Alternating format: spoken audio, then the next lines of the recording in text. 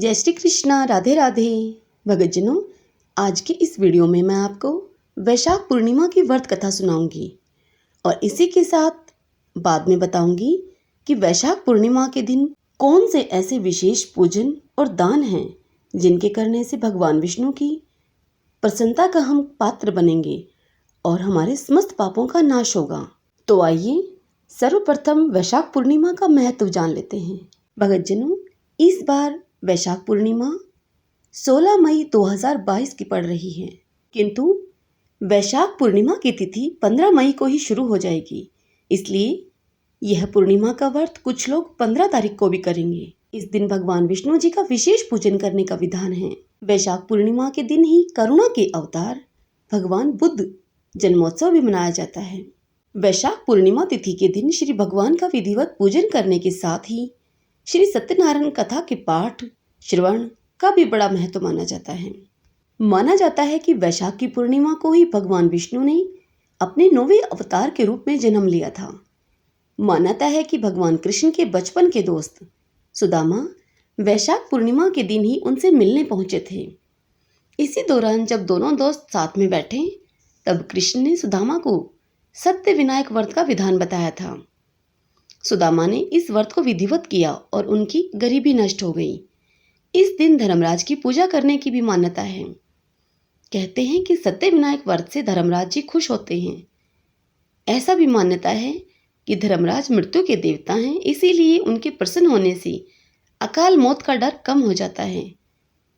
भगतजनों, वैशाख पूर्णिमा की तिथि के दिन भगवान श्री विष्णु जी का षोडशो उपचार विधि से पूजन करना चाहिए।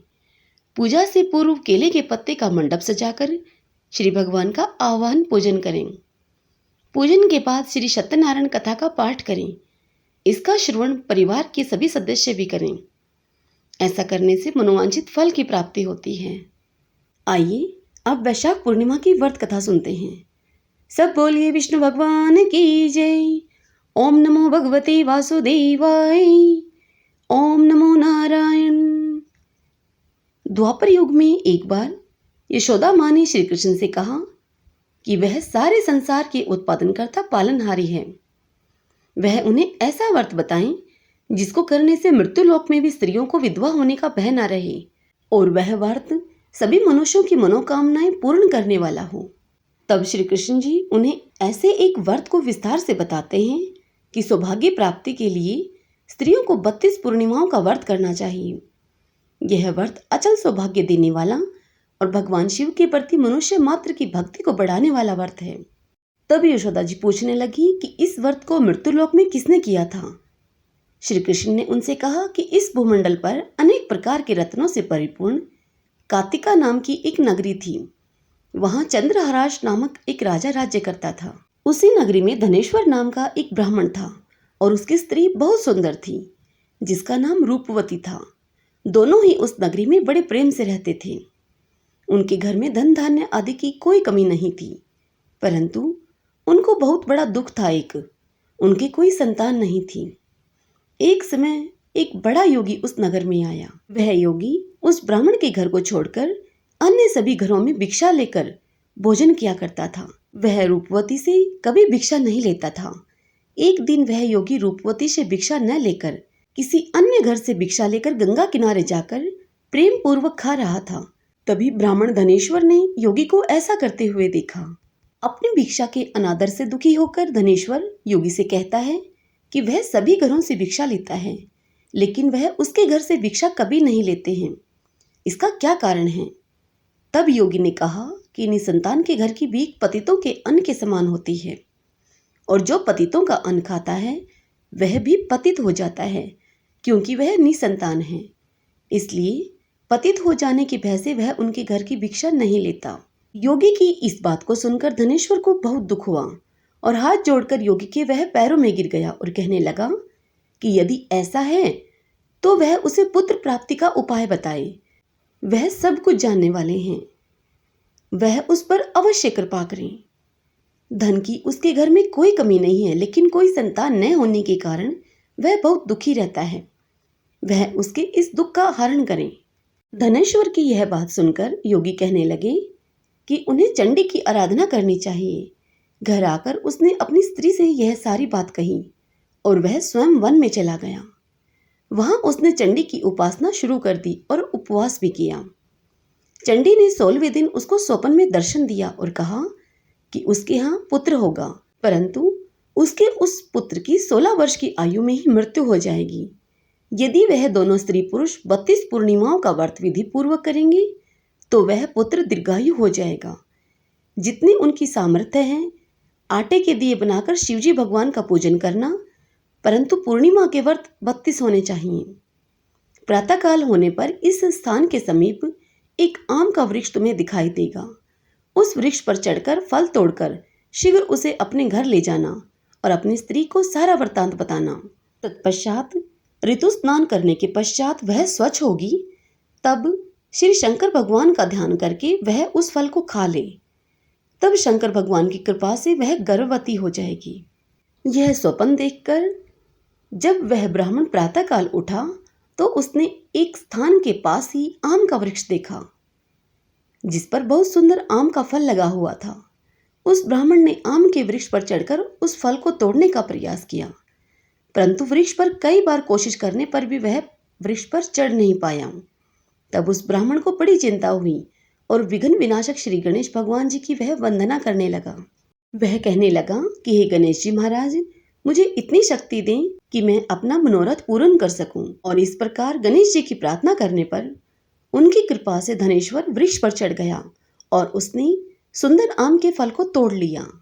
उस धनेश्वर ब्राह्मण ने जल्दी से घर आकर अपनी स्त्री को वह फल दे दिया और उसकी स्त्री ने अपने पति के कहे अनुसार उस फल को खा लिया और वह गर्भवती हो गई।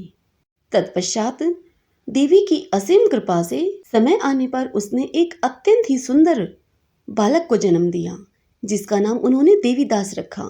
बालक शुक्ल पक्ष के चंद्रमा की भांति अपने पिता के घर में बड़ा होने लगा। भगवान की कृपा से वह बालक बहुत ही सुंदर, सुशील और विद्या पढ़ने में बहुत ही निपुण हो गया। दुर्गा जी की आज्ञा के अनुसार उसकी माता ने 32 पूर्णमासी का व्रत रखना आरंभ कर दिया जिससे उसका पुत्र बड़ी आयु वाला हो जाए। 16वां वर्ष लगते ही देवदास के माता पिता को बहुत चिंता हो गई कि कहीं उनके पुत्र की इस वर्ष मृत्यु न हो जाए। उन्होंने अपने मन में यह विचार किया कि यदि यह दुर्घटना उनके सामने हो गई तो वह कैसे सहन करेंगे।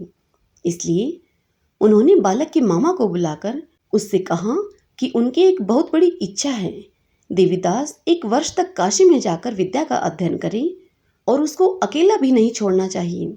इसलिए तुम उसको अपने साथ 1 वर्ष के लिए विद्यादान कराने के लिए काशी लेकर जाओ। 1 वर्ष के बाद उसे वापस ले आना। तब धनेश्वर ब्राह्मण ने बालक को उसके मामा के साथ घोड़े पर बिठाकर भेज दिया, परंतु यह बात उन्होंने मामा या किसी और को नहीं बताई। धनेश्वर ने अपनी पत्नी के साथ माता भगवती के सामने मंगल कामना तथा दीर्घायु के लिए भगवती की आराधना और पूर्णमासियों का व्रत करना आरंभ कर दिया। इस प्रकार बराबर 32 पूर्णिमासी के व्रत को उन्होंने पूरा किया। कुछ समय के बाद एक दिन वह दोनों मामा भांजे रात बिताने के लिए एक गांव में ठहरे थे। वहां पर एक ब्राह्मण के सुंदर लड़की का विवाह होने वाला था जहां बारात रुकी हुई थी। इसके बाद लड़की देवीदास के साथ विवाह करने के लिए कहती है, लेकिन देवीदास अपनी आयु के बारे में बताता है और कहता है कि उसकी आयु बहुत कम है। तब लड़की ने कहा कि जो गति उनकी होगी वह उसकी भी हो जाएगी। इसके बाद देवीदास और उसकी पत्नी दोनों ने भोजन किया। तत्पश्चात सुबह देवीदास ने अपनी पत्नी को 3 नगों से जड़ी हुई एक अंगूठी और एक रुमाल दिया और बोला कि उसका मरण और जीवन देखने के लिए एक पुष्प वाटिका बना ले, और यह भी कहा कि जिस समय और जिस दिन उसके प्राणों का अंत होगा यह फूल सूख जाएंगे और जब यह फिर से हरे हो जाएं तो तुम समझ लेना कि मैं जीवित हूँ। भगवान श्री कृष्ण कहते हैं कि इस प्रकार देवीदास काशी विद्या अध्ययन के लिए चला गया। जब कुछ समय बीत गया तो काल से प्रेरित होकर एक सर्प रात के समय उसको डसने के लिए वहां पर आया। उस विषधर के प्रभाव से उसके शयन का स्थान चारों ओर से विष की ज्वाला से विषैला हो गया, परंतु व्रत के प्रभाव से उसको काट नहीं पाया क्योंकि पहले ही उसकी माता ने 32 पूर्णमासियों का व्रत कर रखा था। इसके बाद स्वयं काल वहां पर आया और उसके शरीर से प्राणों को निकालने की कोशिश करने लगा। जिससे कि वह देवीदास बेहोश हो गया और पृथ्वी पर गिर गया। भगवान की कृपा से उसी समय माता पार्वती के साथ भगवान शंकर जी वहां पर आ गए। उन्हें उस बालक को बेहोश दशा में देखकर पार्वती जी ने भगवान शंकर से प्रार्थना की और कहा कि इस बालक की माता ने पहले ही 32 पूर्णमासियों का व्रत पूरा किया है और वह उसे प्राण दान दें। तत्पश्चात शिवजी भगवान माता पार्वती के आग्रह पर उस बालक को प्राण दान दे देते हैं। इस व्रत के प्रभाव से काल को भी पीछे हटना पड़ा और देवीदास स्वस्थ होकर बैठ गया। उधर उसकी स्त्री उसके काल की प्रतीक्षा कर रही थी। जब उसने देखा कि उस पुष्प वाटिका में पुष्प सूख भी नहीं रहे तो उसको बहुत हैरानी हुई, लेकिन जब वाटिका हरी भरी हो गई तो वह जान गई थी कि उसके पति को कुछ नहीं हुआ है। यह देखकर वह बहुत प्रसन्न मन से अपने पिता से कहने लगी कि उसके पति जीवित हैं और वे उन्हें खोज कर लाए। जब 16 साल बीत जाने पर देवीदास अपने मामा के साथ काशी से वापस चला गया। इधर उनके ससुराल घर में उन्हें खोजने के लिए जाने वाले ही थे कि तभी वह दोनों मामा भांजे वहां पर आ गए। उनको आया हुआ देखकर उसके ससुर को बड़ी ही प्रसन्नता हुई और वह प्रसन्नता के साथ उन्हें अपने घर ले गए। उस समय नगर के निवासी भी वहां इकट्ठे हो गए और कन्या ने भी लड़कों को पहचान लिया था। कुछ दिन के बाद देवीदास अपनी पत्नी और मामा के साथ बहुत से उपहार लेकर अपने नगर में चले गए। वह अपने गांव के निकट पहुंच गए तो कई लोगों ने उसको देखकर उसके माता पिता को पहले ही खबर दे दी कि तुम्हारा पुत्र देवीदास अपनी पत्नी और मामा के साथ आ रहा है। ऐसा सुनकर उसके माता पिता बहुत ही खुश हुए थे। पुत्र और पुत्रवधू के आने की खुशी में धनेश्वर ने एक बहुत बड़ा उत्सव मनाया। तब श्री कृष्ण जी कहते हैं कि धनेश्वर 32 पूर्णमासी के व्रत के प्रभाव से पुत्रवान हुआ। जो व्यक्ति इस व्रत को करते हैं जन्म जन्मांतर के पापों से छूट जाते हैं। वैशाख की इस पूर्णिमा का बहुत अधिक महत्व होता है। इस दिन दान करना शुभ माना जाता है। इस दिन किए गए दान का कई गुना ज्यादा फल हमें प्राप्त होता है। इस पावन दिन व्रत करने से सारे पापों का नाश होता है और मृत्यु के बाद वैकुंठ लोक में स्थान मिलता है। वैशाख पूर्णिमा के दिन जो भी व्रत रखता है और भगवान विष्णु की आराधना करता है उसके दुख दूर होते हैं। सब बोलिए विष्णु भगवान की जय। ओम नमो भगवते वासुदेवाय। आइए भगतजनों, अब विशेष पूजन और दान के विषय में जान लेते हैं जो इस दिन वैशाख पूर्णिमा पर विशेष रूप से करना चाहिए, जिससे कि हमारे समस्त पापों से हमें छुटकारा मिलता है। भगतजनों, हमारे पुराणों में वैशाखी पूर्णिमा को अत्यंत पवित्र एवं फलदायी तिथि माना गया है। इस दिन पिछले 1 महीने से चला आ रहा वैशाख स्नान एवं विशेष धार्मिक अनुष्ठानों की पूर्ण आहुति की जाती है। मंदिरों में हवन पूजन के बाद वैशाख महात्म्य की कथा का पारायण किया जाता है। भविष्य पुराण आदित्य पुराण में वर्णित है कि इस दिन प्रातः नदियों एवं पवित्र सरोवरों में स्नान के बाद दान पुण्य का विशेष महत्व कहा गया है। धर्मराज के निमित्त जल से भरा हुआ कलश, पकवान एवं मिष्ठान आज के दिन वितरित करना गौदान के समान फल देने वाले बताए गए हैं। वैशाख पूर्णिमा के दिन शक्कर और तिल का दान करने से अनजाने में किए हुए पापों का भी नाश होता है।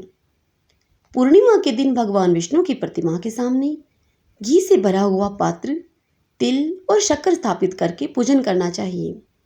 यदि हो सके तो पूजन के समय तिल के तेल का दीपक जलाना चाहिए। पितरों के निमित्त पवित्र नदियों में स्नान करके हाथ में तिल रखकर तर्पण करने से पितरों की तृप्ति होती है एवं उनका आशीर्वाद हमें मिलता है। पुराणों के अनुसार वैशाख का यह पक्ष पूजा उपासना के लिए विशेष महत्वपूर्ण माना गया है।